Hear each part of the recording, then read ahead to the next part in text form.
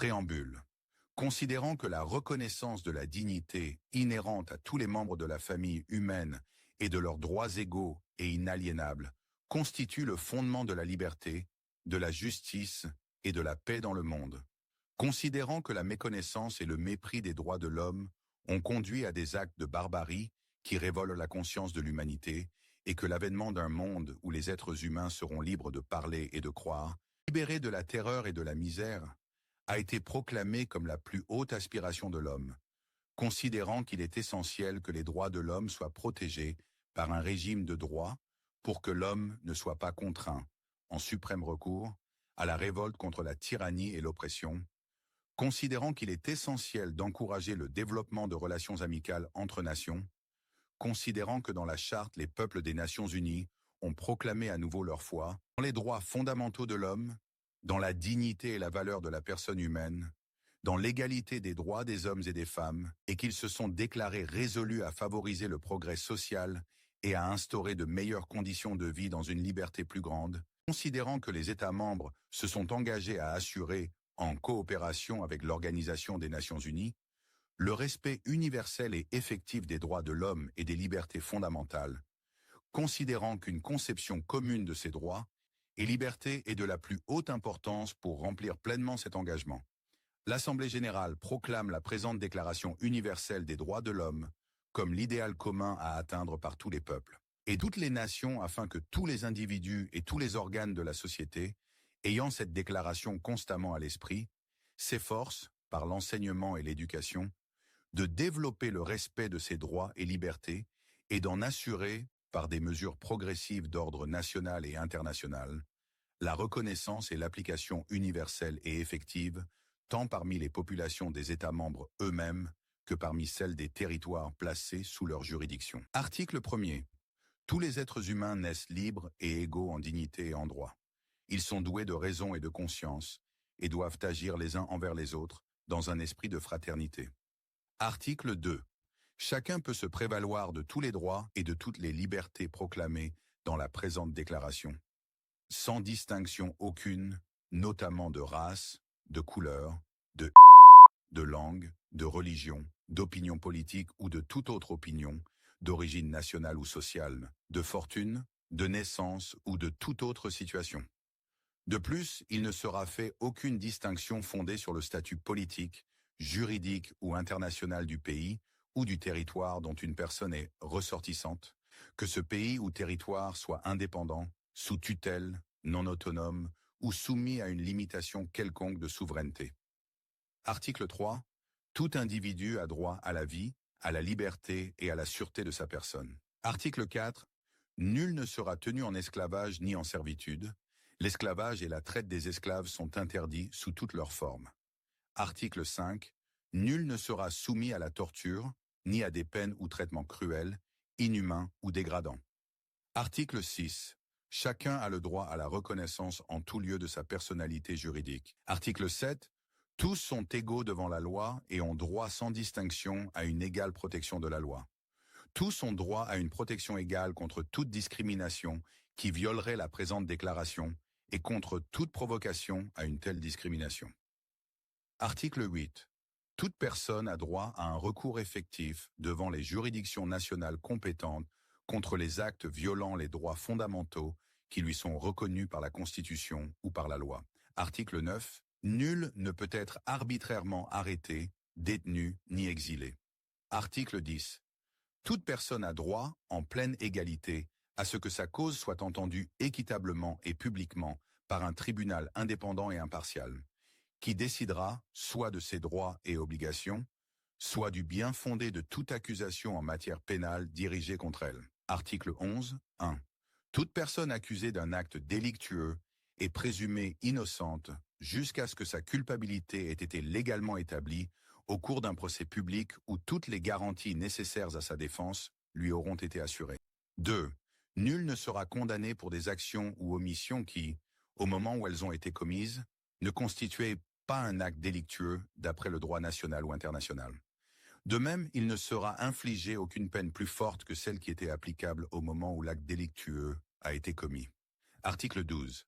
Nul ne sera l'objet d'immixtion arbitraire dans sa vie privée sa famille, son domicile ou sa correspondance, ni d'atteinte à son honneur et à sa réputation. Toute personne a droit à la protection de la loi contre de telles immixtions ou de telles atteintes. Article 13. 1. Toute personne a le droit de circuler librement et de choisir sa résidence à l'intérieur d'un État. 2. Toute personne a le droit de quitter tout pays, y compris le sien, et de revenir dans son pays. Article 14. 1. Devant la persécution, toute personne a le droit de chercher asile et de bénéficier de l'asile en d'autres pays. 2. Ce droit ne peut être invoqué dans le cas de poursuites réellement fondées sur un crime de droit commun ou sur des agissements contraires au but et aux principes des Nations Unies. Article 15. 1. Tout individu a droit à une nationalité. 2. Nul ne peut être arbitrairement privé de sa nationalité, ni du droit de changer de nationalité. Article 16. 1. À partir de l'âge nubile, l'homme et la femme, sans aucune restriction quant à la race, la nationalité ou la religion, ont le droit de se marier et de fonder une famille. Ils ont des droits égaux au regard du mariage, durant le mariage et lors de sa dissolution. 2. Le mariage ne peut être conclu qu'avec le libre et plein consentement des futurs époux. 3. La famille est l'élément naturel et fondamental de la société et a droit à la protection de la société et de l'État. Article 17. 1. Toute personne, aussi bien seule qu'en collectivité, a droit à la propriété. 2. Nul ne peut être arbitrairement privé de sa propriété. Article 18. Toute personne a droit à la liberté de pensée, de conscience et de religion. Ce droit implique la liberté de changer de religion ou de conviction, ainsi que la liberté de manifester sa religion ou sa conviction, seule ou en commun, tant en public qu'en privé, par l'enseignement, les pratiques, le culte et l'accomplissement des rites. Article 19. Tout individu a droit à la liberté d'opinion et d'expression, ce qui implique le droit de ne pas être inquiété pour ses opinions et celui de chercher, de recevoir et de répandre, sans considération de frontières, les informations et les idées par quelque moyen d'expression que ce soit. Article 21. Toute personne a droit à la liberté de réunion et d'association pacifique. 2. Nul ne peut être obligé de faire partie d'une association. Article 21. 1. Toute personne a le droit de prendre part à la direction des affaires publiques de son pays, soit directement, soit par l'intermédiaire de représentants librement choisis. 2. Toute personne a droit à accéder, dans des conditions d'égalité, aux fonctions publiques de son pays. 3. La volonté du peuple est le fondement de l'autorité des pouvoirs publics. Cette volonté doit s'exprimer par des élections honnêtes qui doivent avoir lieu périodiquement, au suffrage universel égal et au vote secret ou suivant une procédure équivalente, assurant la liberté du vote. Article 22. Toute personne, en tant que membre de la société, a droit à la sécurité sociale.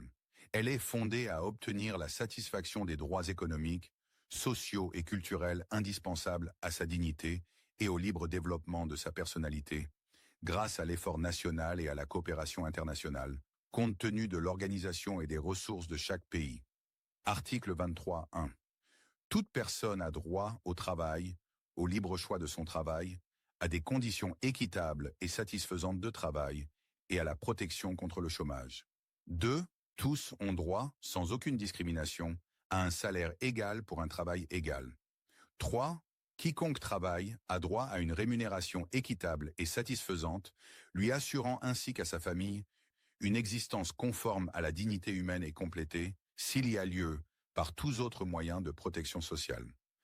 4. Toute personne a le droit de fonder avec d'autres des syndicats et de s'affilier à des syndicats pour la défense de ses intérêts. Article 24. Toute personne a droit au repos et au loisir, et notamment à une limitation raisonnable de la durée du travail et à des congés payés périodiques.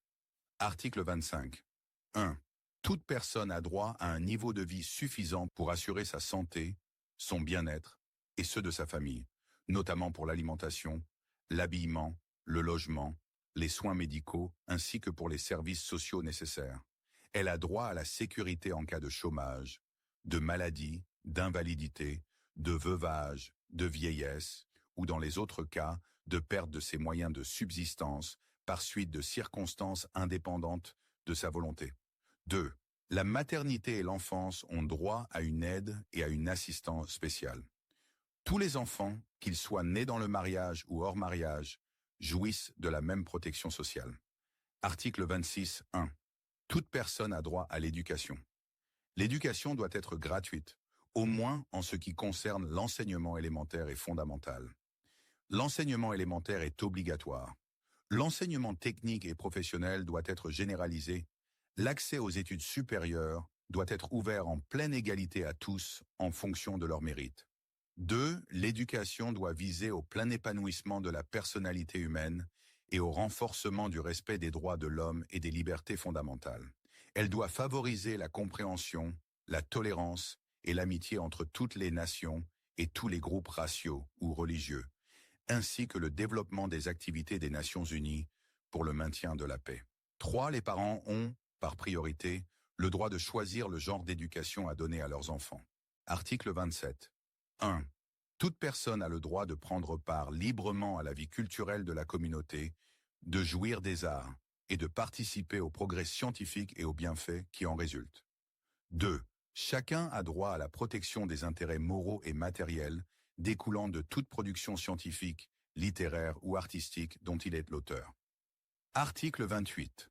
Toute personne a droit à ce que règne, sur le plan social et sur le plan international, un ordre tel que les droits et libertés énoncés dans la présente déclaration puissent y trouver plein effet. Article 29. 1.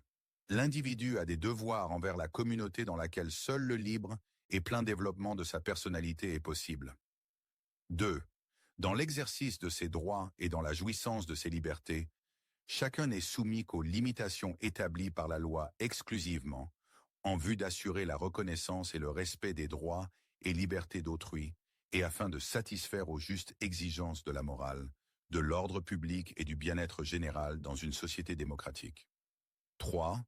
Ces droits et libertés ne pourront, en aucun cas, s'exercer contrairement aux buts et aux principes des Nations Unies. Article 30. Aucune disposition de la présente déclaration ne peut être interprétée comme impliquant, pour un État, un groupement ou un individu, un droit quelconque de se livrer à une activité ou d'accomplir un acte visant à la destruction des droits et libertés qui y sont énoncés.